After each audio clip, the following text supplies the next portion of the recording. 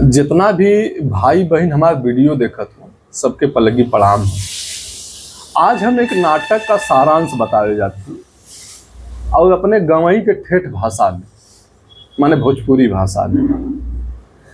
और इतिहास में एक कवि रहना जेकर नाम कालिदास है। और कालिदास बहुत किताब लिखना, मतलब बहुत विद्वान कवि रहना। रघुवंशम, मालविकाग्निमित्रम जैसन किताब लिखले हुए। लेकिन कालिदास के जीवन से संबंधित घटना बहुत मतभेद है। कालिदास के जीवन से संबंधित घटना में बहुत मतभेद है। लेकिन एक लेखक भैया जेकर नाम मोहन राकेश है, कालिदास पर एक नाटक लिखना, जो ने नाटक का नाम आषाढ़ के एक दिन। नाटक का नाम है आषाढ़ के एक दिन और लेखक हुन मोहन राकेश।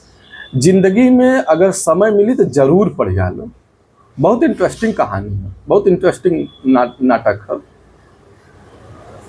उनमें मोहन राकेश लिखना कि कालिदास जौन रहना, इनका माई बाबू मर गए रहना, माने माता पिता ना रहना। कालिदास अपने मम्मा कहने रहत रहना।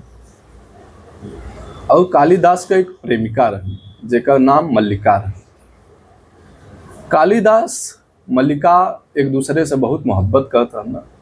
धीरे धीरे उम्र बढ़े लगिल।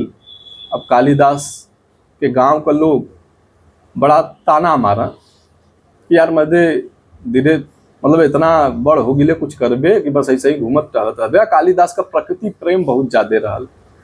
वो जंगली जानवर जैसे हिरण भल, खरगोश भल, कुल से बड़ा मोहब्बत करता है ना। चिड़ै चुरुम्मन से बड़ा मोहब्बत करता है ना। और कालिदास ऐसा विचार का आदमी रहना कि सब करे दुख सुख में शामिल हो। कोई के तनी सा भी दुख तकलीफ हो, कालिदास तुरंत पहुंच जाए। उनका मामा भी बड़ी ताना मारा कि घोड़ा नियर भैल जाता तो कुछ करत नहीं है। कालिदास के बड़ा बुरा लगल। यार मैं जिंदगी बढ़िया से चलता है, प्रेमिका के साथ जीवन बितता है, यहाँ लोग बड़ा ताना मारत, बड़ा तकलीफ में जियत, मतलब बड़ा बुरा लगा कालिदास के कि यार जब बन बल तब गाँव वाला कहे लगा ना, जब बन बल तब मम्मो कहे लगा ना कि यार कुछ करत नहीं है, कुछ करत नहीं है। तो उज्जैनी का राजा रहना, उज्जैनी का राजा अपन दूत भेजना कालिदास के आने बदे, मतलब अपने राज दरबार में बुलावे बदे। कालिदास जब वो दूत आल तब उतर आवत कि हिरण के मार दिलस। अब कालिदास का माथा ठनक गल। कालिदास उसे गुस्सा होगी ना, क्योंकि भाई कालिदास प्रकृति प्रेमी रहना ना। हिरण भल, खरगोश भल, चिड़ै चुरुम्मन भल, कुल से बड़ा लगाव रहा। मल्लिका से तब प्यार करता रहना, लेकिन साथ साथ ये कुल से बड़ा लगाव रहा। अब कालिदास वो हिरण के लेगी ना, अपन मलहम पट्टी कहना जौन भी समझ में आल, हल्दी प्याज छुपना। ओकरे बाद तबले वो दूत आ गल। वो कहलस कि हमार संपत्ति है भाई, हम एके मरले हैं। तो कालिदास कहना कि तो माथा था खराब तो नहीं ना, एक तो मार दिले, ऊपर से कहते कि हमार संपत्ति है।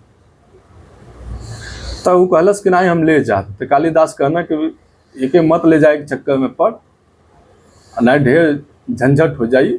मला झगड़ा वगड़ा भयल कालिदास से। फिर कालिदास के पता चलल कि यार तो हम ही के आने आल है, ये तो राजा का दूत है। अब राजा का दूत कालिदास के लेके गए। हालांकि कालिदास अपने प्रेमिका से कहना, मल्लिका से, कि यार ऐसा ऐसा बात है, हमके राज दरबार में जाए बदे दूत आल ले जाए बदे, और कहत है कि चला तो के वहाँ राज कवि बना देवल जाई। तो मल्लिका कहनी कि चल जा, यहाँ ये जिल्लत भरी जिंदगी से ढेर बढ़िया है कि तू वहाँ रहबा, राज कवि रहबा। अब कालिदास वहाँ पहुँचना उज्जैन। उज्जैन का राजा इनके अपने राज दरबार में राज कवि बना देना।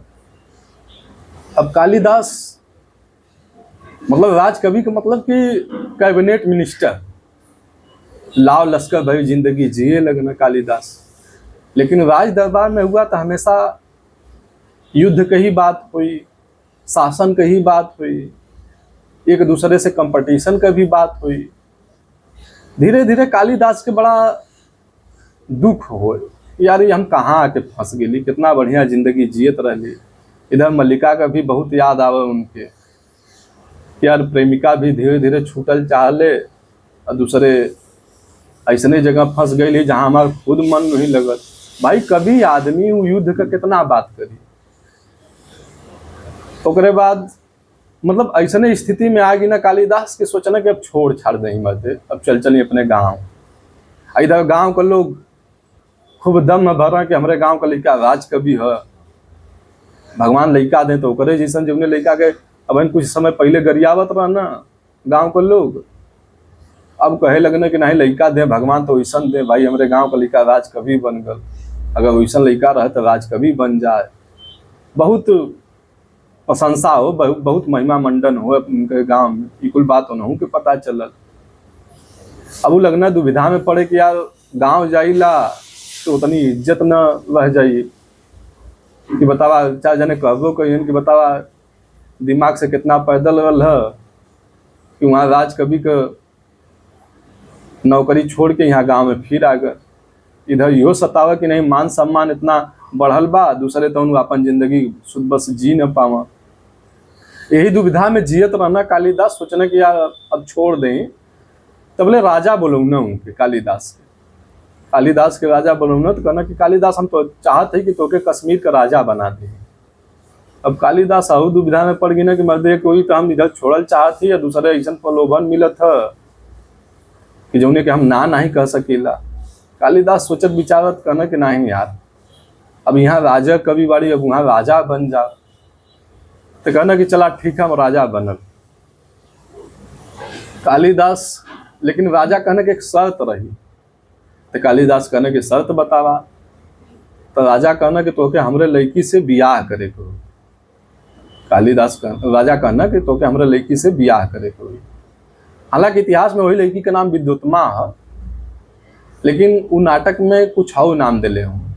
अब राजा के लड़की से बियाह हो गल कालिदास का, ओकरे बाद भी हमें भर देना कि चला हम बियाहो करब आ कश्मीर का राजो रह। तो बियाह करके कश्मीर निकल गई ना। अब जब कश्मीर गई ना इधर प्रेमिका भी छूट गई जोने का नाम मल्लिका रहा। बियाह हुआ करके बियाह कश्मीर का राजा बन गई ना कालिदास। और जब राज दरबार में रहे लगना तब हमेशा जो मंत्रीगण रहना यह कुल बात करे कि युद्ध करे के है, राज विस्तार करे के है, दंड देवे के है। अब कभी आदमी और जे कवि रहला या कविता कहला या साहित्य पढ़ला या साहित्य पढ़ावला वो दिल के बड़ा कोमल होला और दिल के बड़ा साफ होला। हम जहाँ तक समझिला कि दिल के बहुत साफ आदमी होना जो साहित्य पढ़ाना। चूँकि साहित्य एक ऐसा विषय है कि जो आदमी के मनोभाव के बदल देवाला, बहुत भावुकतापन आ जाले। अगर जौन कवि है या साहित्य पढ़े वाला विद्यार्थी है या साहित्य में रुचि रखे वाला इंसान है, वो कहे सामने तू तन्नी से हुई बात, तू तोरे गले पकड़ के लगी रोवे, तोरे दुख सुख में इतना शामिल हो जी। तब कालिदास बड़ा फेर में पड़ना कि यार हमेशा दिन रात एक बात कि राज विस्तार करे के है, तो चढ़ाई करे के है, तो युद्ध करे के है, दंड देवे के है। उधर ये कुल चीज चलता रहल। इधर रोज राजा के जौन लड़की रहल माने उनका पत्नी, वो पत्नी कम रहल, राजा के लड़की के तौर पर उनके ज्यादा ट्वीट कर कि तोके राज दिले हुए हमारे बाबू, तो ओकर विस्तार करा। अभी और दुविधा में पड़ना कि हम कहाँ आके फंस गई। यह कुल सोचत सोचत एक दिन राज से भाग गई, राजपाट कुल छोड़ छाड़ के कालिदास भाग गई ना। अब उधर वो बड़ा अथुआ भल के कालिदास भाग गई ना, राजा भाग गल। कालिदास चले ना अपने गांव, वहाँ लोग कहा कि भाग के चल गई ना काशी माने बनारस चल गई ना, तमाम तरह का बात उठल। लेकिन कालिदास वहाँ से भाग के अपने गांव चले ना। जब अपने गांव आई ना तो उनका जवन प्रेमिका रहल ओकर दरवाजा खटखटौना घरे में गई ना, उससे बात विचार लगना करे यार हम बड़ा बुरा फंस गली है, हमके ना जाए चाहत रहल, हम औरत के चक्कर में चल गेली, हम वहाँ जिंदगी ना जी पैली। जब से गली तब से हम विक्षिप्त जिंदगी ही जियत रही है। मतलब एकदम हमरे समझ से कुल बहरे का चीज रहल जहाँ के हम गल रही है। हम सोचा थी कि हमन जा फिर से वैसे ही जिंदगी शुरू करन जा, जैसे साथे रहली जा, जैसे प्यार रहल। जिसे एक दूसरे के चाहत रह जा। तो मल्लिका जौन उनका प्रेमिका रहे कहलस कि जब तू शादी कैला यहाँ से गईला तब तक सही रहल, लेकिन जब हम सुनली कि तुम्हार बियाह हो गल तो हमके बड़ा तकलीफ भल, बहुत दर्द भल, बहुत दुख भल कि यार बियाह शादी कर लेना। कालिदास एक बात रटा कि नहीं यार, थोड़ा ज़्यादा जौन भल तौन भल, हम फिर से अपने ज़िंदगी के शुरुआत करन जा, जहाँ रहली जा, जैसे रहली जा, जैसे एक दूसरे के चाहत रहली जा वैसे ही शुरू करन जा। चूँकि अभी कुल राजपाट से हमारा जीव उब गल है। तबले मल्लिका जौन उनका प्रेमिका रहनी, उनकरे बच्चा का आवाज़ आयल, मतलब रोवत बच्चा का आवाज़ आयल। अब लड़की रहल कि लड़का रहल, ओकरे रोवे का आवाज़ आल। अब इधर कालिदास जब आवाज़ सुनना तो इनका हालत खराब हो गई, क्या मामला ते उठना गड़बड़ हो गल। उधर राजपाट भी छूट गल, इधर प्रेमिका भी मतलब प्रेमिका भी बियाह कर लेलस। अब कालिदास बड़ा असमंजस में पड़ गई ना कि उधरों कुछ ना भल, इधरों से हम हाथ धो ले ली।